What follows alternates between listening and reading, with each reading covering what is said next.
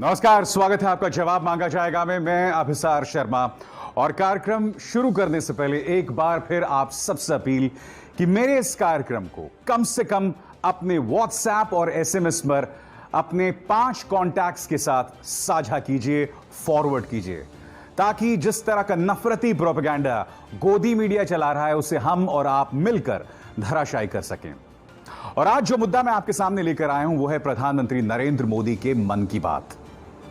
इस बार रविवार को जिस मन की बात को उन्होंने संबोधित किया ना, वो अपने आप में बहुत ऐतिहासिक है। और ऐतिहासिक क्यों है मैं आपको बताता हूं। ऐतिहासिक इसलिए है कि जब प्रधानमंत्री नरेंद्र मोदी के उस मन की बात को लोगों ने यूट्यूब पर देखा, तो चाहे बीजेपी का यूट्यूब हैंडल हो, प्रधानमंत्री नरेंद्र मोदी का अपना निजी यूट्यूब हैंडल हो, या फिर प्राइम मिनिस्टर्स ऑफिस का यूट्यूब हैंडल हो, तीनों जगहों पर उसे नापसंद करने वालों की तादाद पसंद करने वालों की तादाद से ज्यादा निकली।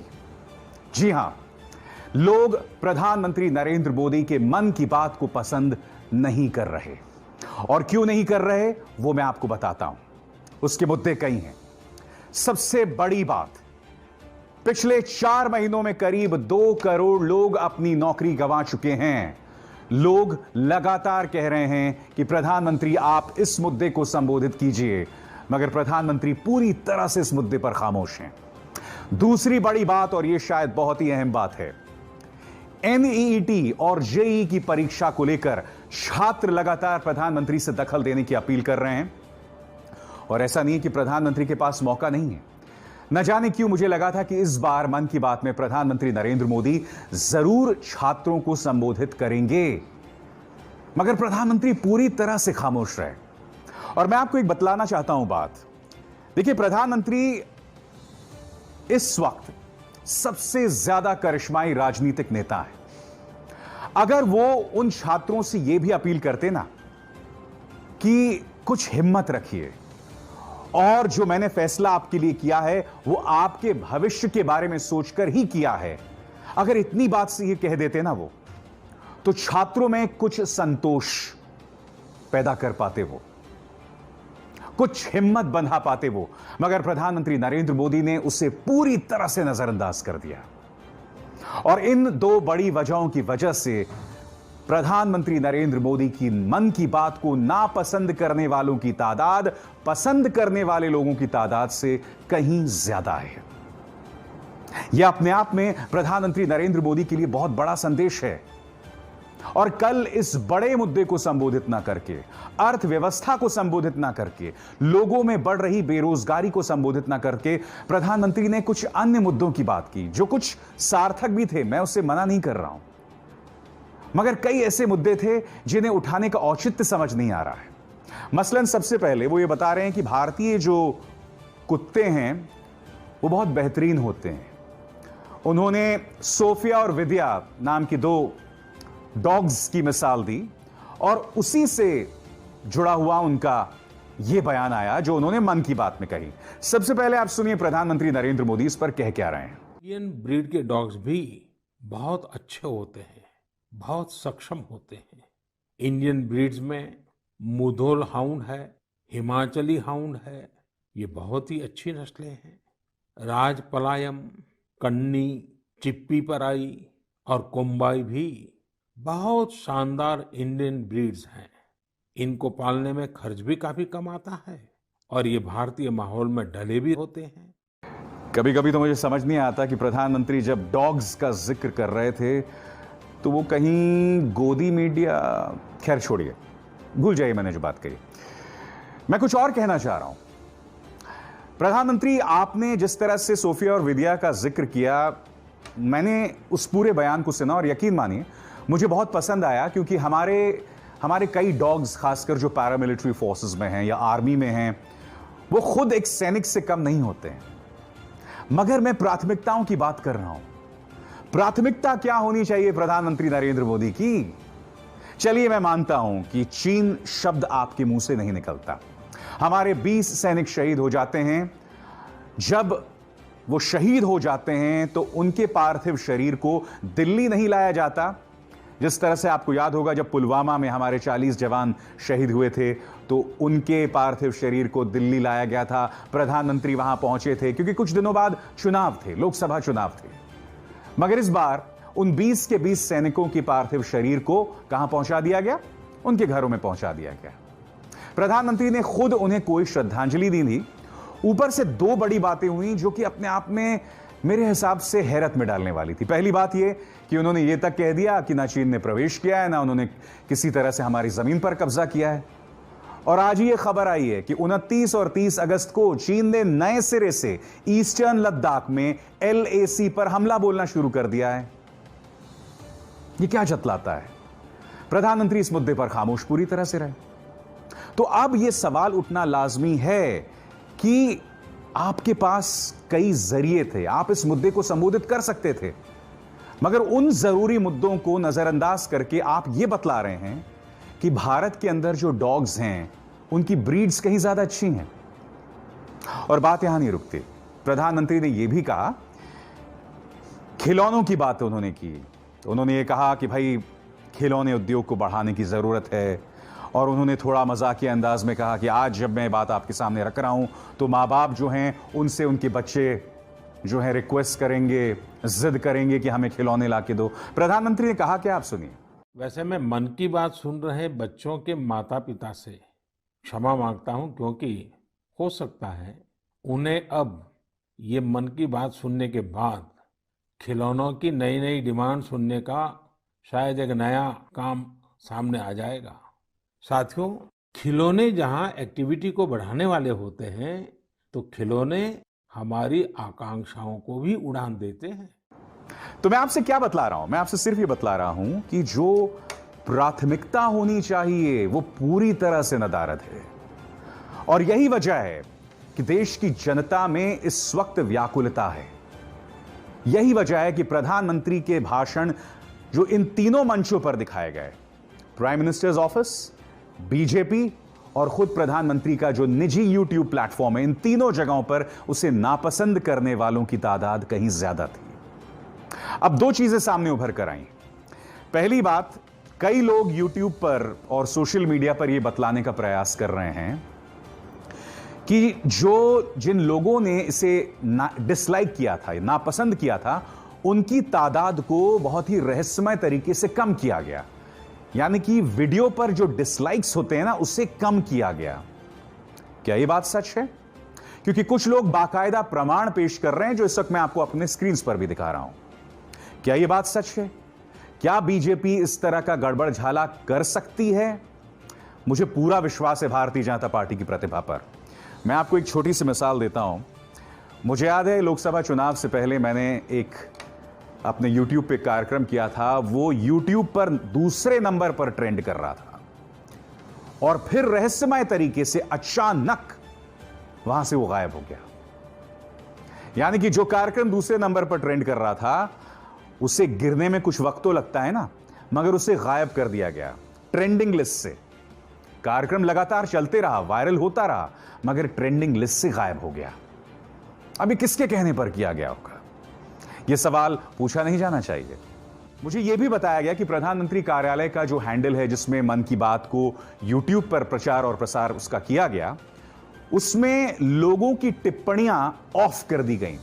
जैसे कि आप देख सकते हैं, कमेंट्स को खत्म कर दिया गया, हटा दिया गया। लोग यह बता रहे हैं कि प्रधानमंत्री नरेंद्र मोदी आलोचना नहीं सुनना चाहते या प्रधानमंत्री कार्यालय आलोचना नहीं सुनना चाहती। तो मैं आपको स्पष्ट कर दूं कि जो लोग आपसे बतला रहे हैं वो दरअसल आपको झूठी जानकारी दे रहे हैं, गलत जानकारी दे रहे हैं। क्योंकि अगर आप प्राइम मिनिस्टर्स ऑफिस के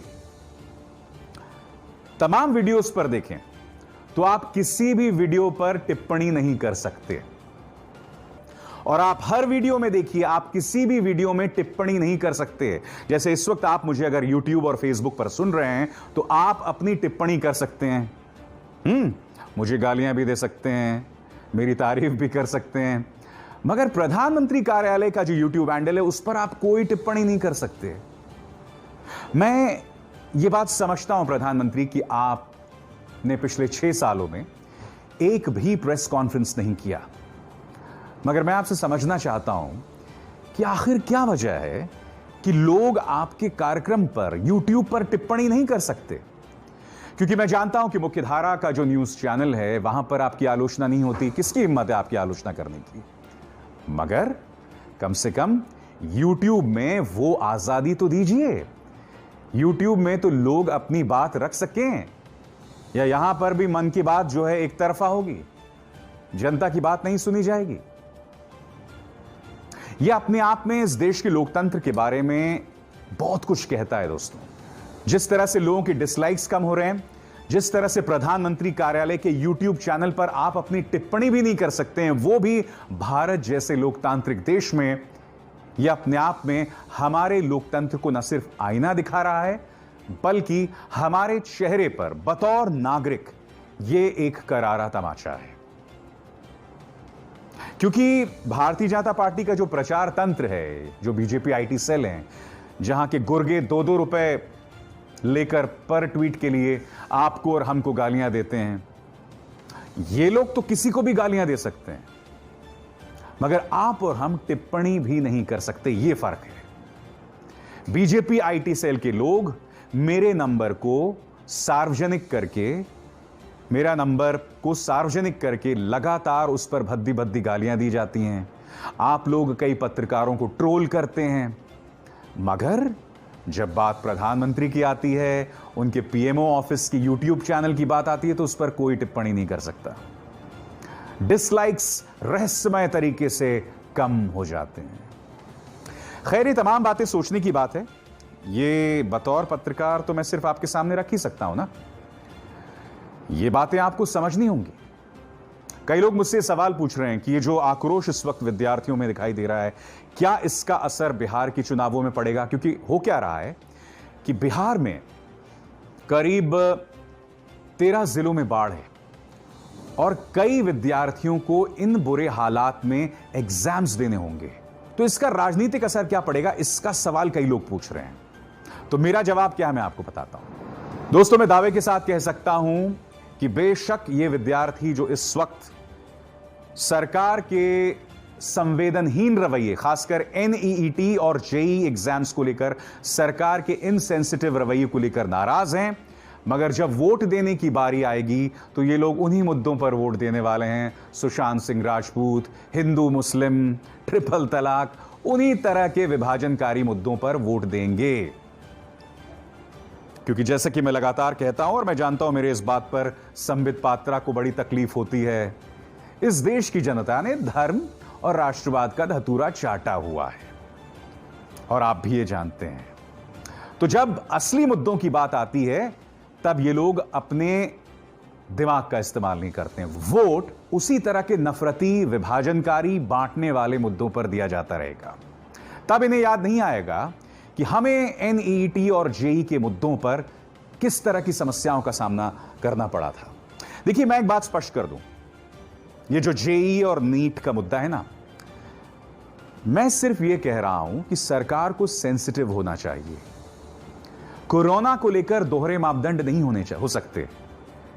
कोरोना को लेकर आप खुद अपने कई समारोह नहीं करते हैं।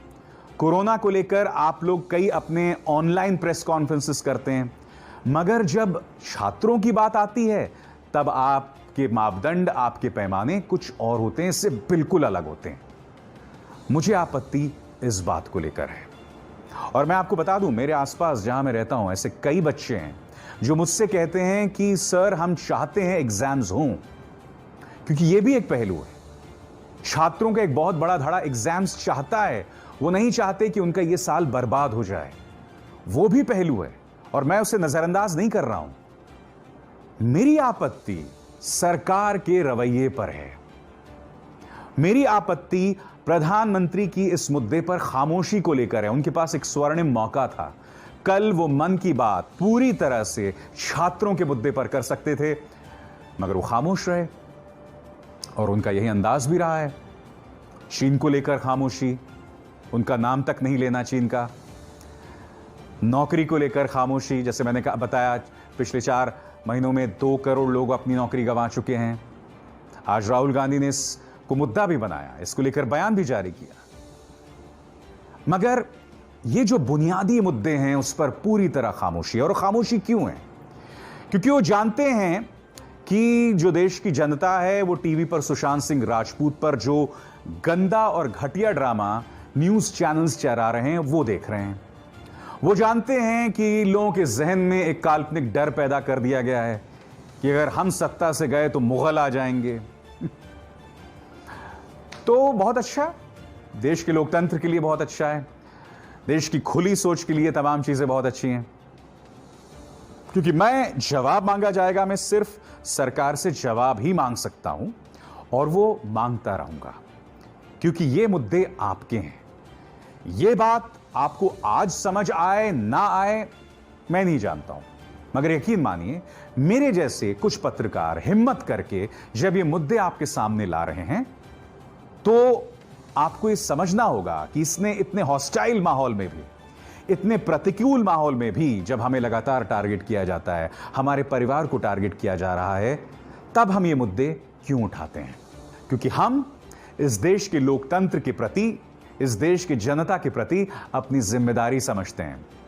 और मेरे लिए तो एक और पहलू है, मैं अपने बच्चों के प्रति अपनी जिम्मेदारी समझता हूं, उनके भविष्य के प्रति अपनी जिम्मेदारी समझता हूं, क्योंकि मैं अपने बच्चों को इस नफरत के बीच बड़ा नहीं करना चाहता हूं।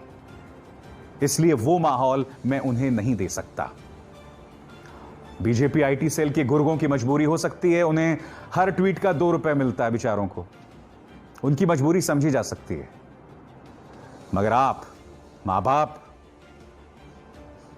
आप दादा दादी, नाना नानी, आप हस्बैंड वाइफ, आपकी क्या मजबूरी है?